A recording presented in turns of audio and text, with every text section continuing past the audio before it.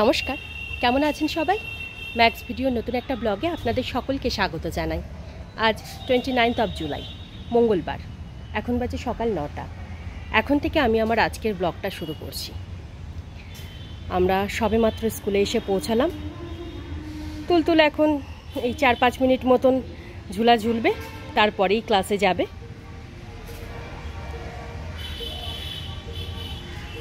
মাম্মা, আর কিছুক্ষণের মধ্যে কিন্তু প্রেয়ার শুরু হয়ে যাবে।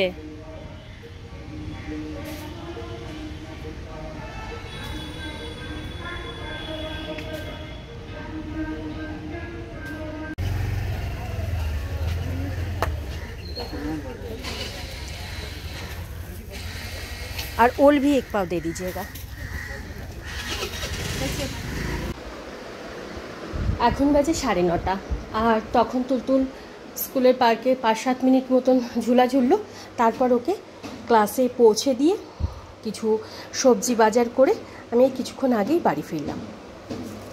সবজি বাজার বলতেই একটা বেগুন নেওয়া হয়েছে, একটা ক্যাপসিকাম,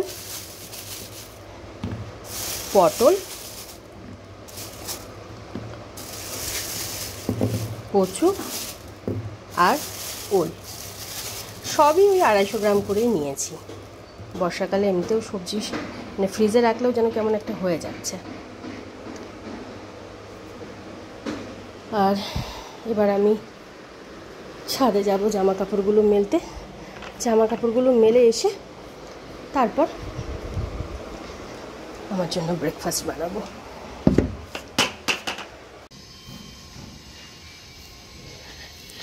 এখন আমি ছাদে এসেছি জামা কাপড়গুলো মেলতে। মশারি ছাড়া গতকালকে যে জামা কাপড়গুলো মেলে গেছিলাম একটাও ঠিকঠাক শোকায়নি।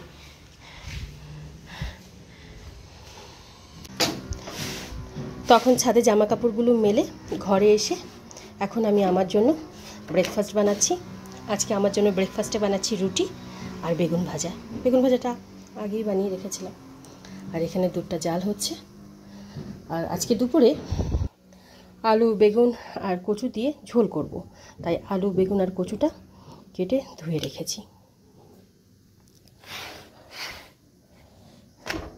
এই ভিজে জামা কাপড়গুলো এখন একটু মেলে দেব। মশারিটা শুকিয়ে গেছে। তখন আমি আমার জন্য দুটো রুটি বানিয়ে ব্রেকফাস্ট করে দুধটা জাল দিয়ে রেখে এখানে এখন দুপুরের রান্নাটা বসিয়ে দিয়েছি। আলু, কচু, বেগুন দিয়ে ঝোল করব। তো এই আলু, কচু, বেগুন আর সব রকম মশলা দিয়ে এখন কষানো হচ্ছে। তুলতুলের জন্য এখান থেকে কিছুটা তরকারি তুলে রেখে তারপর আমি আমার জন্য এই তরকারিতে লঙ্কা দেব।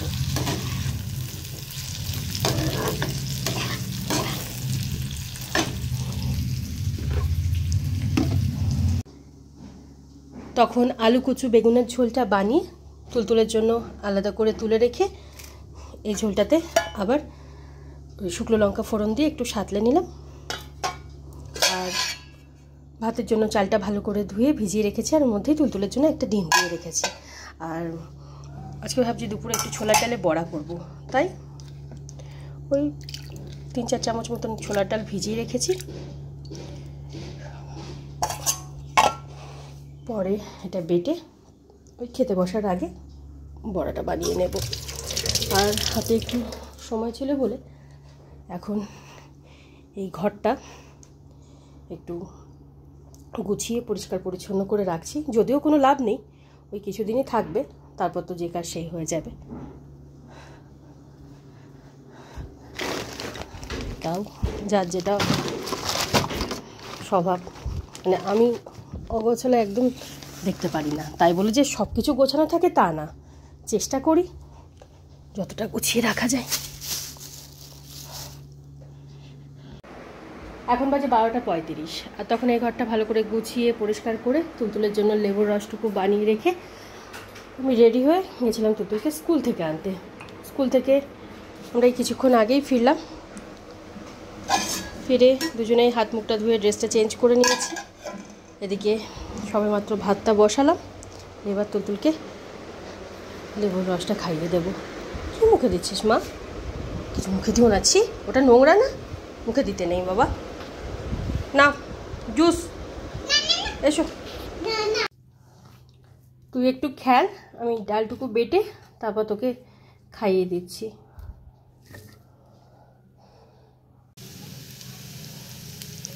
তখন গ্যাসে ভাতটা বসিয়ে দিয়ে তুলতুলকে লেবুর রসটুকু খাইয়ে তেল মালিশ করিয়ে স্নান ধান করিয়ে কিছুক্ষণ আগে রেডি করে দিলাম। আর এদিকে আমি ডালটা বেটে ডালের মধ্যে একটু পেঁয়াজ, কাঁচা লঙ্কা, রসুন, একটু নুন, হলুদ এগুলো দিয়ে ভালো করে ফেটিয়ে এখন এই ছোলার ডালের বড়াগুলো ভেজে নিচ্ছি। আর এখানে তুলতুলের খাবারটাও বেড়ে নিয়েছি।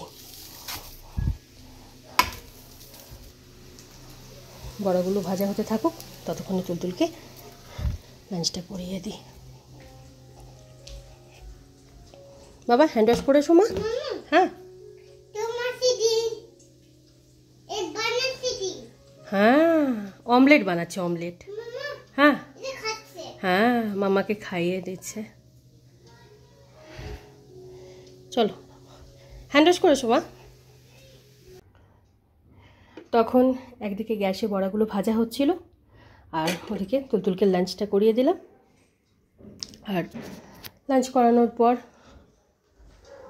ওর হাত মুখটা ধুয়ে প্রতিদিনের মতন আজকেও ঘুম পাড়ানোর জন্য বেডে নিয়ে গিয়ে শুয়ে দিয়েছিলাম। শোয়ানোর কিছুক্ষণের মধ্যে তুলতুল ঘুমিয়ে পড়েছে। আর ওকে ঘুম পাড়িয়ে বাসন কোসনগুলো মেজে ধুয়ে বেশ কিছু জামা কাপড় কাচা ছিল সেগুলোও সব কেচে ধুয়ে দিয়েছি। আর এখন আমি উপরের ঘরে যাব মিস্ত্রি দাদাদের কাজটা দেখতে। কাজটা দেখে এসে তারপরে আমি লাঞ্চ সারবো।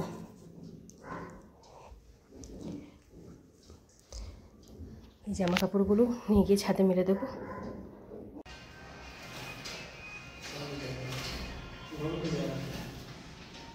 তখন ছাদে জামা কাপড়গুলো মেলে দিয়ে আমি উপরের ঘরে আসলাম। আর গতকাল রাতেই বলছিলাম না যে এই বছর এতই বৃষ্টি হচ্ছে, যার জন্য নতুন পুরনো মানে সব ঘরেই সিপেজ হচ্ছে। এবার দেখাই, যে কিচেনের পুরো ওয়ালটা সিপেজ হচ্ছে। তারপর ডাইনিং স্পেসের এই জায়গাটাতেও তাই।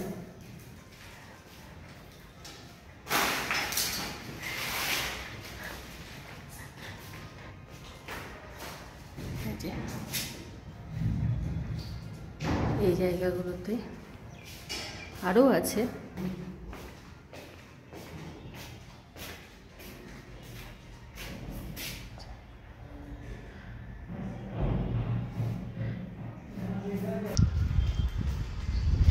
এই রুমে তো এই জায়গাগুলোতে সিপেজ হচ্ছে।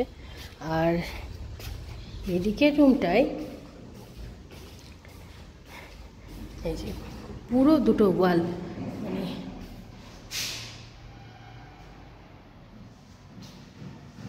এই ওয়ালটা তার সাথে এই ওয়ালটা,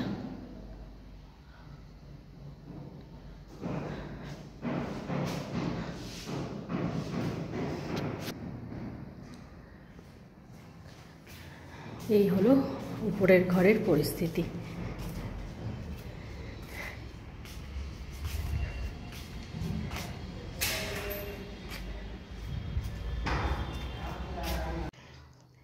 এখন বাজে 3:30, আর তখন উপরের ঘরে গিয়ে এই 15-20 মিনিট মতন ইলেকট্রিশিয়ান দাদাদের কাজ টাজ দেখে কিছুক্ষণ আগেই ঘরে আসলাম। আর এখানে আমি আমার খাবারটা বেড়ে নিয়েছি, এবার লাঞ্চটা সেরে নেব। গুড ইভিনিং, এখন বাজে 5:40। আর তখন আমি লাঞ্চ করে, লাঞ্চের পর আমার প্রতিদিনের যে টুকিটাকি কাজকর্মগুলো থাকে সেগুলো সব সেরে এই 8 ঘন্টা 40 মিনিট মতন একটু শুয়েছিলাম। তারপর তুলতুল ঘুম থেকে উঠলো। ও ঘুম থেকে ওঠার পর আমি বিকেলের কিছু টুকিটাকি কাজকর্ম সেরে তুলতুলকে নিয়ে এখন উপরের ঘরে এসেছি। আমি ছাদে আসলাম ট্যাঙ্কির জলটা দেখতে। তুলতুল নিচে দাঁড়িয়ে আছে। আয়, কোলে করে নিয়ে আসতে পারবো না মা, পড়ে যাবে না তুমি সিঁড়িতে। চলে এসো মা। রাগ হয়েছে বাবা। এসো। আচ্ছা আসছি, আমি আসছি।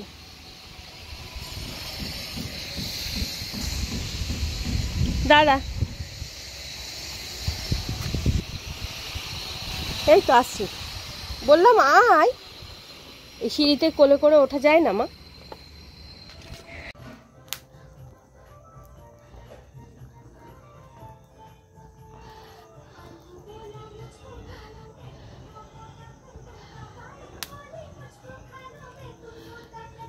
সিল? হ্যাঁ। ও ছিল। এই যে। হ্যাঁ ছিল না? হ্যাঁ, লিখে নাও বাবা। এখন বাজে 8টা। আর তখন ওপরের ঘরে প্রায় আধ ঘন্টা মতন আমরা ছিলাম। তুলতুল ওখানে কিছুক্ষণ খেলা টেলা করলো। তারপর ওই 6:30 নাগাদ ঘরে আসলাম। এসে আগে তুলতুলের জন্য দুধটুকু গরম করে ওকে দুধটুকু খাওয়ালাম। তারপর আমি হাত মুখ ধুয়ে ড্রেসটা চেঞ্জ করে সন্ধে দিলাম।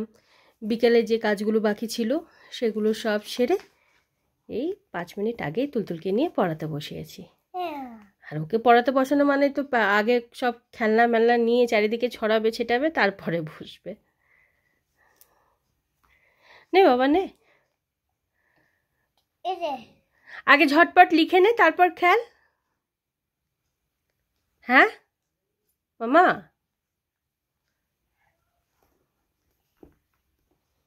এই যে ঘুমাবে টাপটি। আচ্ছা ওকে ঘুম পাড়িয়ে দিয়ে তারপর লেখ। এখন বাজে 10টা 5। আর আজকে 9:30টার মধ্যে তুলতুলের লেখাপড়া কমপ্লিট হয়ে গেছিলো। লেখাপড়ার পর্ব সেরে স্কুলের ব্যাগপত্রটা গুছিয়ে একেবারে রাতের বিছানাপত্রটা করে রেখে আমি কিচেনে এসে রাতের রান্নাটা বসিয়ে দিয়েছিলাম। রাতের রান্না বলতে তুলতুলের জন্য এই ভাত, আলু পটল সেদ্ধ আর একটু মসুরির ডাল সেদ্ধ বানিয়েছি। হ্যাঁ বাবা। আর তুলতুল গতকালকের মতন আজকেও নিজে নিজে খেলা করছে। আর নাকের ওখানে কি লেগে ওটা বাবা? নাকে ঢুকে যাবে, ওটা বের করো ওখান থেকে মামা।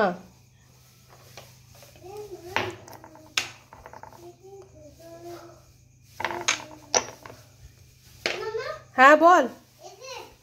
এখন বাজে 11:55। আর তখন আমি সময় মতো রাতের রান্নাটা সেরে নিয়ে তুলতুলের খাবারটা বেড়ে ওকে খাইয়ে দিয়েছিলাম। মোটামুটি 10টা 20-25-এর মতো ডিনার কমপ্লিট হয়ে গেছিলো। আর ডিনারের পর তুলতুলের প্রতিদিনের যে কাজকর্মগুলো থাকে সেগুলো সব সেরে এই 11:45 নাগাদ ওকে ঘুম পাড়ানোর জন্য বেডে নিয়ে আসলাম। বেডে নিয়ে এসে শোয়ানোর পর প্রায় আধ ঘন্টা মতন ও খেলা করলো। খেলা টেলা করেই 11:30 নাগাদ ঘুমালো।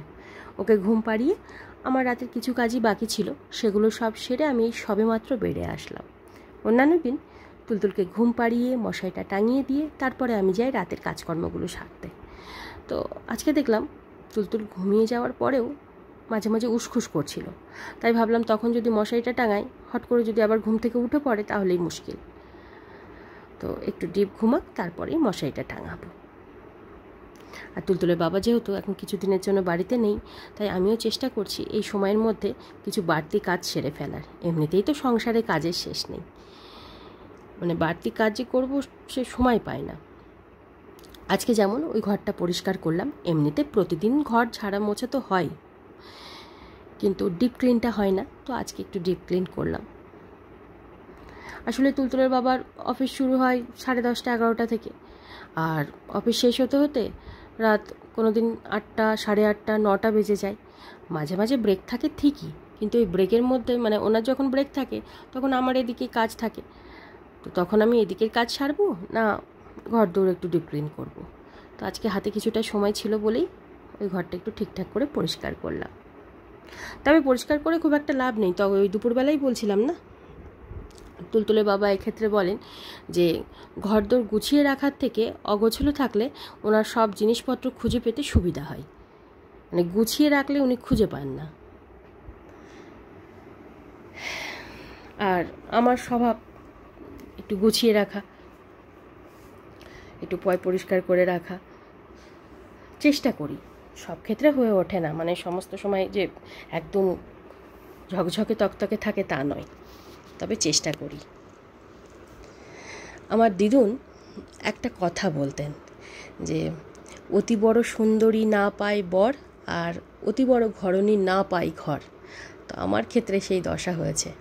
মানে প্রথম যে বাক্যটা সেটা আমার ক্ষেত্রে নয়, মানে আমি সুন্দরী নই, একদমই আমি সুন্দরী নই। আর যেটুকুই বা ছিলাম, মানে কাজ চলার মতন যেটুকু ছিলাম, তুলতুল জন্মানোর পর এত যত্ন অবহেলা সব কিছুতে এখন আয়নার সামনে দাঁড়ালে নিজেকে চিনতে অসুবিধা হয়।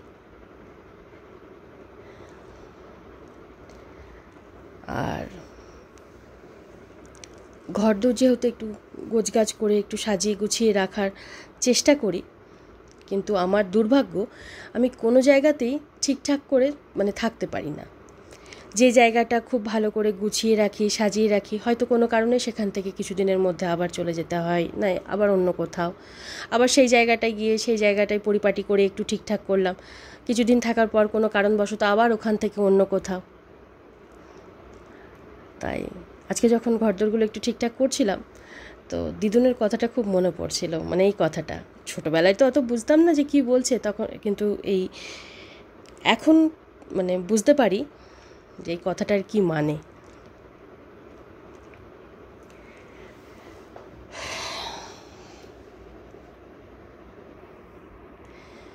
তবে যাই হোক, কী আর করার, এই যে কিছুক্ষণ আগে বললাম না, যার যেটা স্বভাব সে তো করবেই, মানে করার চেষ্টা করবে। তাই যতদিন শরীর সাথ দেবে, যতদিন ইচ্ছা থাকবে, ততদিন চেষ্টা করব যেখানেই থাকি সেখানে ঠিকঠাক করে পরিষ্কার পরিচ্ছন্ন পরিপাটি করে থাকার। যাই হোক, আজকের ব্লগটা আমি এই পর্যন্তই রাখছি। আজকের ব্লগটা আমি এখানেই শেষ করছি। আমার এই ব্লগটা যদি ভালো লেগে থাকে তাহলে আমার এই চ্যানেলটাকে সাবস্ক্রাইব করে দেওয়ার জন্য বিশেষভাবে অনুরোধ রইল, সাথে লাইক আর শেয়ার করে দেওয়ার জন্য অনুরোধ রইল। সকলে ভালো থাকবেন। Bye and good night.